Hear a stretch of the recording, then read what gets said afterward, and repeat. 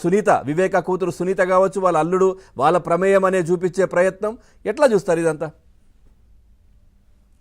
పవన్ గారు, మొదట మీకు ఏమేం టీవీ ప్రేక్షకులకి, అలాగే వైఎస్ఆర్సీపీ మన జనసేన నేత వీరామ్ రెడ్డి గారికి, అలాగే జర్నలిస్ట్ మూర్తి గారికి నా తరఫున తెలుగుదేశం పరికరం మొదట నమస్కారాలు సార్. నమస్తే. బుట్టలో రొయ్యలు ఉన్నాయి కానీ ఊరంతా బ్రాహ్మణులు అయితే రొయ్యలే కనపడట్లా. మీకు చిన్నప్పటి నుంచి కాశీ మధురి కథలు, బేతాల కథలు చదువుంటారు, వాటికైనా సమాధానాలు దొరుకుతాయి. కానీ వివేకానంద రెడ్డి కేసు సమాధానాలు దొరకవు. ఎందుకంటే ఏదైతే జగన్మోహన్ రెడ్డి గారు టార్గెట్ చేసుకొని చేశారు, రాజశేఖర రెడ్డి గారు బతుకున్నంత కాలం భాస్కర్ రెడ్డి గారి ఫ్యామిలీని రాజకీయాలు ఇక్కడ అనలేదు, అట్లే సర్పంచ్ కూడా కాలేదు. ఎందుకంటే ఆయనకు ఒక ఆలోచన ఉంది, ఎందుకంటే వీళ్ళు వస్తే రాజకీయంగా మాకు నష్టం వస్తుందని. ఎప్పుడైతే రాజశేఖర రెడ్డి గారు చనిపోయిన తర్వాత వెంటనే వాళ్ళకి తమ్ముడైన అవినాష్ రెడ్డి గారిని అడ్డంగా ఉన్నటువంటి వివేకానంద రెడ్డి గారిని తొలగించుకొని ఎంపీ చేశాడో, పూర్తి స్థాయిలో వాళ్ళకి రాజకీయ పట్టు పులివెందల్లో వచ్చేసింది. దాంతో ఈరోజు అవినాష్ రెడ్డి గారిని తప్పనిసరి పరిస్థితుల్లో జగన్మోహన్ రెడ్డి గారు సేవ చేయాలన్నప్పుడు రాజశేఖర రెడ్డి గారు బతుకుండగానే రాజారెడ్డి గారు సునీత గారి పెళ్లి, జగన్మోహన్ రెడ్డి గారి పెళ్లి ఒకే రోజున ఒకే కళ్యాణ మండపంలో ఒకే వేదికలో చేశారు. చాలా మంచి సంబంధం ఉన్నాయి సునీతారెడ్డికి జగన్మోహన్ రెడ్డి గారు. ఇటువంటి సిచ్యువేషన్ లో ఇంత దుర్మార్గంగా బంధువు చిన్నాన్నను చూడకుండా చంపించిన సంఘటన చూస్తే భయాందోళనకు గురి చేస్తుంది. 2018 మే 25 అనుకోండి జరిగిన సంఘటన. దాదాపు 4 సంవత్సరాలు 7 నెలలు అవుతా ఉంది. సిబిఐ కేసుల మీద అత్యాయత్నం చేశారు, సిబిఐని అరెస్ట్ చేయడానికి ప్రయత్నం చేశారు, రెక్కి నిర్వహించారు.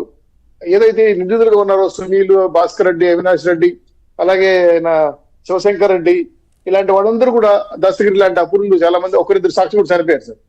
దీంట్లో ఎంత లోతుకెళ్లి ప్రవేశించి ఈ కేసు ఛేదించాలని ప్రయత్నం చేసినా, ఆ రోజు నారాసుర రక్త చరిత్ర రాసిన సాక్షి పేపర్కి అర్ధరాత్రి ప్రింటింగ్ ఆ టైం ఎలా వచ్చిందో మాకు తెలియదు. ఊరికి ముందు వాళ్ళకెళ్ళ సమాచారం ఏంటో మాకు తెలియదు. తెల్లరికి వచ్చి కొద్దికి 6:30కో 6:45కో జగన్మోహన్ రెడ్డి గారు వచ్చి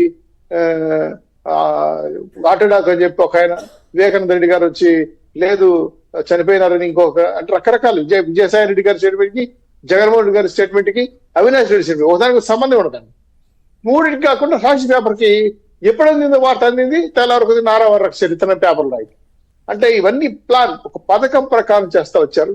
కావాలని సింపతిని కోట్ చేసి ఎవరైతే వివేకానంద చంపేశారో, దీన్ని చంపిన కారణకులు లోకేష్, చంద్రబాబు అని చెప్పించి రాష్ట్రం అంతా ఒడ్డు దండుకోవచ్చనే దుర్మార్గమైన ఆలోచనతో ఎత్తుకొడేశారు.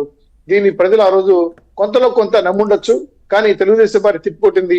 ఆ రోజు అత్యధిక దశలో ఉన్నటువంటి మేము, అంటే ఎలక్షన్ కమిషన్ లో ఉన్నటువంటి రాష్ట్ర ప్రభుత్వంలో ఈ కేసులన్నీ కూడా చెందించమని చెప్పి దీన్ని మర్డర్ కేసుగా అమలు చేయమని చెప్పి బాబు గారు కూడా ఆ రోజు ప్రచారం చేశారు. దాంట్లో ఆ రోజు ఏపీ వెంకటేశ్వర గారు డీజీపీ ఇంటెలిజెన్స్ ఉన్న ఆయన కూడా కొన్ని సాక్ష్యాలు ఇచ్చారు. అవన్నీ కూడా పక్క వెళ్ళిపోయారు, అర్థం కావట్లేదు. తర్వాత మీరు ఇప్పుడు చెప్పిన సంఘటన చాలా ఆశ్చర్యకరమైన విషయం సార్. ఎందుకంటే అవినాష్ రెడ్డి గారిని తాడేపల్లి కేసులో రానివ్వరు.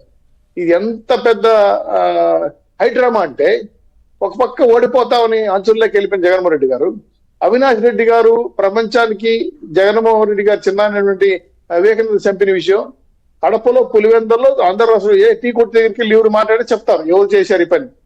దీన్ని తెలియనీయకుండా కప్పిపుచ్చాలని, నిప్పుని కప్పిపుచ్చాలని చేస్తున్న ప్రయత్నం 100% బయటపడిపోతా ఉంది. దీంట్లో అవినాష్ రెడ్డి గారికి పూర్తి స్థాయిలో అన్ని సహాయ సహకారం అందిస్తాడు జగన్మోహన్ రెడ్డి గారే.